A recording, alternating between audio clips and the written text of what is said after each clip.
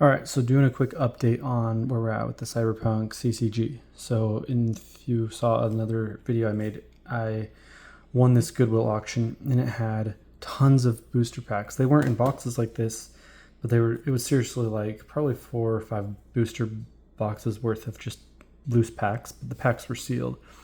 So got those, and they all came, and they all looked like damaged. It was very clear that they had been in some sort of flood. Kind of had a weird smell to them. And so I opened a couple packs. They were like damp, and the cards were all ruined and damaged. But so I started initiating a return with Goodwill, and they were all cool about that. But I decided to open a couple more packs, and I found some of the packs were salvageable, and the cards had a little bit of humidity exposure, but they were like more or less intact and in okay shape to be played. So we opened about half of them, and the other half, like you could kind of tell by feeling the outside which ones had water inside. So I was able to return the damaged packs and kept the ones that were okay. But I don't know, they just had, some of them had kind of like a musty smell and were just a little bit, I don't know, like. So I started looking for sealed stuff, and I found a guy online. With my wife's help, we found a guy, and he had a bunch of sealed stuff. So he wanted D&D minis, and I don't have D&D minis, but I have a friend who has D&D minis, and he wants magic cards, and I have magic cards. So I sent magic cards to my buddy. He sent D&D minis to the guy at the Cyberpunk, and the Cyberpunk guy sent stuff to us. So we got a bunch of Cyberpunk. So here it looks like these are the starter deck boxes. I believe this one was the first one, the Cyberpunk 2013, the original starter decks. And then Cyberpunk 2020. I don't know exactly I know that the boxes are different, like on the exterior. I don't know how they're seated differently. And there's 4 sealed booster boxes. So I don't know how much I'm going to open or keep sealed. I know I'm going to at least open the box. We're going to start with that because I want to make some decks and get some gameplay. But let's open a pack or two right now just for funsies. So this is the Cyberpunk CCG by Social Games, and it was published in 2003. Oh, really interesting to note and how this relates to Netrunner. If you look on here, we have the designers, listed, but then under the developers, we have Zvi. I don't know if I'm pronouncing it. Zvi Mauschwitz. He was a prominent 1996 Netrunner player, and you can learn stuff about him and his decks and stuff if you go to Netrunner Central and read about that. I believe he was also, I think I read it on Netrunner Central, that he was also trying to acquire the Netrunner IP so that he could continue the game when it was going out of publication with Wizards in like 1998. Or I don't know when the exact, I think it was 1998 or 1999. Anyway, so he's in the mix here, like he's a developer on this. So the reason that that's cool and gives me, a lot of the online reviews. I'm gonna grab the scissors here.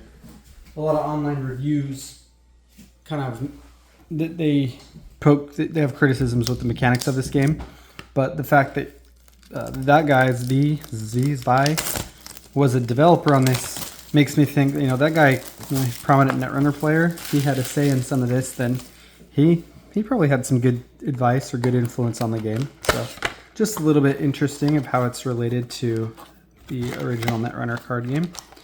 So another thing, I think it's 10 cards per pack, and the boxes came with 40 packs, so they're deep boxes. So let's just open a couple and see how we do. I don't think I'm going to do the whole box because I don't know. I'm going to open the whole box. I just don't know if I'm going to open the whole box on camera. So it'd be really sweet to get like a Morgan Blackhand. I really want Biotechnica Geneticists. Those are cool. It's old cards here. John Smith. Their rarity is the down on the bottom corner. It's, let's see if the camera will focus on that. Not really. If the little circle's common, if it's a square, it's uncommon. If it's lightning bolts, it's Harry Potter. No, it's rare. Okay. Fool's Errand, Madison, Ambushed. Yeah, super cool. So oh yeah, there's our rare, the H&K MP 2020. So it gives you two style points, short range +5, long range +2. Nice. 7 cost on it. Gets discounted by 2 if you're in the street faction. Pretty cool. Fight the power. Time for sleep. Oh, cool. Fear the Reaper. This is one that I also wanted to... Like, there's a handful of cards that I want, and this one I just really like the art on it. Like, totally looks like a trauma team doctor or something. And again, keep in mind, like, this is 2003. This is very long before 2077 and all the concept art and all that stuff from CD Projekt Red. So, you know, pretty cool. Like, it looks like it would fit right in with 2077, but came out, you know, almost 20 years before. Over 20 years before. Super cool. So let's open another pack. Yeah, I don't know. The gameplay seems cool. It's I played a lot of Cyberpunk 2020, the tabletop role-playing game, and the mechanics of this game are very much like, how can we replicate that game? And, you know, a lot of Cyberpunk in general, but especially 2020, it's really a heist game. Like, we're going to build a team of people, and we're going to do these heists. And, yeah, this game is definitely like that. You're putting together teams. Trench coat gives you style points. Remember, style is one of the victory conditions in this game. If you can get to 100 style points. Of course, when I play, I'm going to cut that down to 50 because I'm going to cut all the victory conditions in half. There's the rare. We got an Arasaka Nauseator. The flavor text. Was listening to the interview of the lead designer, the Peter Wax, and he talked about how they all sat in like a hotel room really working hard on the flavor text of this game, like trying to make sure it really fit in the universe. And you can tell that work went into it. It's like someone on the ground vomiting is a lot easier to arrest. Gross. So, some weird technology from Arasaka. Oni, a runner. He looks like he's in the police faction. Wow. There's 2 packs there. Open a couple more. I love the art of this is Alt Cunningham, if you're familiar with the Cyberpunk lore. She looks freaking awesome on that booster pack. I don't know if you guys care about seeing the little chromium packs there. Oh, something that's kind of interesting. I swear, maybe it's because the flooded packs though. You could almost like if you looked through. I'm not like trying to be gross here, but if you could kind of almost see through some of the foiling on, like, and I was like, yeah, it's like you can almost see the cards through it, which is, I was like, that could be a bad thing if, you know, you've got loose packs. I don't know. I don't think really anyone's in really danger of getting their packs scammed for this game, but. Beat cops. The cops are cool. View it like they do like the lockdown effects, kind of like White in Magic. They tap your creatures and stuff essentially. So, or you know, they arrest your guys temporarily. So they're kind of like a blue-white mechanic on the cops. Cameraman. So I think the rare just sneaks up right after the commons. Ooh, gargoyle suit. So there's a couple different Netrunner cards in the game, and you can put them with the cyber deck. I don't think there's a lot of cyber decks. There's like a basic one that's just like this little brick looking thing, but this was like one of the cooler cyber decks. It's like the gargoyle suit. So again, it looks super. Let me see if I get it to zoom in on that. It totally looks like those little gargoyle suits that they have in the 2077 video game. I never got super into the video game. I played it, but didn't get super into it, but super cool. District Station, police stuff. All right, we'll do just a couple more packs. I don't want to be just like a pack opening channel. At least I don't think I do. But I know people like watching this stuff, so we'll tear open a few more packages. What are we at? 9 minutes here. RoboHound. The Ice Boys. Sweet. Rocker. Scope. Yeah, so another thing that gets criticized on Board Game Geek is the art, you know. I kind of like the art, honestly. Like, there is some of it that's a little bit like, very like 90s role-playing game look. Like, this kind of falls in that, you know. But then there's other art, like, that is really good. Like this, I love. That's great. Sean Smith. So, yeah, some of it's basic. Like, this charity drive, that's pretty cool. She's doing this, she's like a, you know, I don't know, rock star celebrity promoting some brand. That's the rare, the charity drive.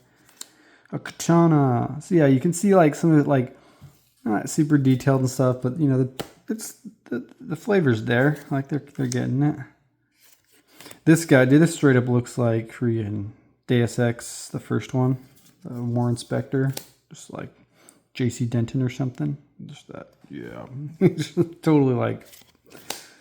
This is another one that I really like. It's like straight up. My first thought, like, you know, so I'm like, it just, the way it's colored and stuff, it reminded me of like Vincent Valentine from Final Fantasy VII, but it's super cool. Super cool looking. And then in other news, like, so one of the factions in Cyberpunk, or one of the character classes, not factions, was media, like a journalist, right? And you know, when I was a kid, we never really utilized that faction, but I always thought, man, like an investigative journalist would be like a very cool cyberpunk character, you know? If you've ever seen the movie Nightcrawler, like I feel like he would fit in like that, you know? He's like, I'm gonna make my own news. Like, it's a pretty dark movie, but I was like, that kind of fits into that cyberpunk trope a little bit. But right now I've just started a role-playing game with my brother. We're just playing online over Discord, where my character is like a media, like an investigative journalist, but we are using the cyborg rule set. So this is a little off topic, but it's, I guess, it's relatable to what we're doing here. So it's like, yeah. So when you see like the medias in this are cool, they can enhance the physical security of your location. So by their power, so you can tap them and they will raise, like, they protect your locations and stuff. And I like that. Like, it's kind of on theme. It's like, well, you know, you can't be doing crime against or something if you got a bunch of cameras on it, right? So they did a good job at like staying on theme with how the mechanics work and stuff. At least I felt. Corporate Recruiter, AV9. Yeah, kind of a boring rare. I don't know. It's cool. Dang, +6 strengths. This is a vehicle. It's an equipment you can put on your guys. Equipment are really important in this game because you really don't want your runners to die. Your deck comes with the, you know, you don't have a lot of slots for your runners. Like, you can put as many as you want, but the equipment, if they die, and they can die really easily, then they're gone, right? And so the equipment acts as kind of like a secondary life for them. If the runner would get trashed or killed, right, then the equipment that they have like falls off and it kind of acts as a shield for them. So the equipment cards, the yellow cards, are like super important to have on your runners. Fake ID, to lower security of place. One thing I really like about the mechanics of this game, the potential, you know, that it has, or that I see in it, is that you're setting up these locations, you know, kind of like in Netrunner, right? You're setting up locations, and they call them operations. Like I think this card, this is an operation, which you're trying to both score, but you can also attack your opponents. So it becomes a little bit tower defense-y in that way. And I like games that do that. Another card game that does it, it's just a, you know, standalone game. It's called Radlands. You know, games that do these tower defense mechanics where it's like, well, I'm gonna build and protect my base while simultaneously trying to attack your base. I think it's really cool. I don't know if tower defense is the right term for that, but yeah. This pack looks really similar to some others we've gotten. Jimmy Blitz, media. I'm going to need to go to the hospital. Just let me finish filming this first. Yeah, total Nightcrawler right there. Nightcrawler's a sweet movie if you like weird dark movies. Ooh, Alicia. She's a techie. I think techies, what do they do? I think they fix your equipment, or they can like resurrect your equipment. I don't remember exactly. I'd have to check the rules on that. But their class, right? Each and all the class, like techie, media, solo, rocker. The class all corresponds to this power stat, and so they can, you know, it either raises the strength of stuff or lowers the strength of stuff. It's usually like something like that. Like the Netrunners lowered the electronic security of a target, and you know, I'm not pulling out the rares or anything, at least not yet. Pound lot. And I'm just kind of rambling about stuff right now. I don't I think it's the first like big pack opening video I've really done. So it's sometimes hard to know what to talk about. So I'm just kind of just free association here. We need a Morgan Blackhand is what we freaking need. Monorail Pass. Arasaka Junior Executive. I'm going kind of quick here. Another beat cop, which is cool. I do want to, I think it'd be fun to make the cop deck with a bunch of beat cops that just like lock down the opponent's board. Got a rare operation. Cash Cow. Cool. Cyber Ferret. Oh yeah, they had these pets in here. There's like, which is like, I think it's a little silly. It's a little bit like too Shadowrun-y for me. I'm more into Cyberpunk than like Shadowrun, you know? But it does make sense. Like, you know, if you think about like a Cyberpunk universe, like, you know, if you can augment and Cyberpunk, like cybernetic stuff, you know, to do your heists and all sorts of stuff, like, why wouldn't you cybernetic your, you know, animals? I mean, there's some, I mean, it's ethically totally wrong, right? But like, I feel like that's totally what people do, especially like, you know, guard dogs and weird stuff like that, or, you know, police type of, you know, so it's just funny to me that like we see that in this game. It's like, oh, like cybernetic animals. It's this little ferret stealing a credit card. It's like, what the hell? Dummy rounds. Cool. All right, well, I think that's probably, let's do one last one. We'll do one last one just to even, then we're nice and even there, I think. And then we'll call it a day. Maybe I'll do some more pack openings. Maybe not. Probably not. Don't get your hopes up. But we definitely need to get some gameplay. That's what I really want to do, is just gameplay. Awesome. I love the art on that guy. Operation. Some of these places have like suits. So this, wait, okay, this is a great example, okay? So look at the stats on this thing. So it's worth 20 points, right? So especially if I'm playing to only 50. You know, normally if you're playing by the rules, like the official rules, you're playing to 100, but it's worth 20 ops points. That's a big chunk of ops points, but the security on this thing is insane. So it's got 20 manual security, and then the electronic security is the 25, but you always multiply the electronic security by 2 when it, you know, when you're doing the test. So like that is an electronic security of 50. So this is why net runners are really important. And I think they wanted you to be like, you have to put a net runner on your team. The net runners lower the electronic security. So, you know, the lower you can get that, the less bad it's going to be when it inevitably multiplies by 2. And so, you know, then you just have manual security to worry about, which is like, you know, they want you to build a team. You need your solo to go in and smash stuff. You need your net runner to lower the security of the building. And that is a complaint. Like they said, it's like, you almost need a calculator to play. So that might, I don't know, we might have to break out some calculators when we play. So we'll see. You know, I like the art on that one, but that kind of shows off the stats of an operation. So, Clone. I think this is one of those cool rares too. I swear this is the same art as Morgan Blackhand. I don't know. This is a big text box and I'm not even going to figure it out right now, but holy cow, this is a lot of crazy stats. Looks like he's going to clone another runner, and it's going to be, he's going to times their cost by 2, or add 2 to their cost, but it's a clone. He's not going to be quite as good as the original, so they're minusing all stats too. And a poser. This guy's hilarious. He's change any runner style to 0 permanently. This includes, so like if they're trying to go for a style victory, be like, oh yeah, that guy's just a loser. It's so funny. Taco Hut, super cool. Run and hide. All right, cool. Well, we opened some packs. It's pretty fun. Hopefully we can get some gameplay in the pipeline. But that is Cyberpunk CCG, interchangeably used. Okay, until next time.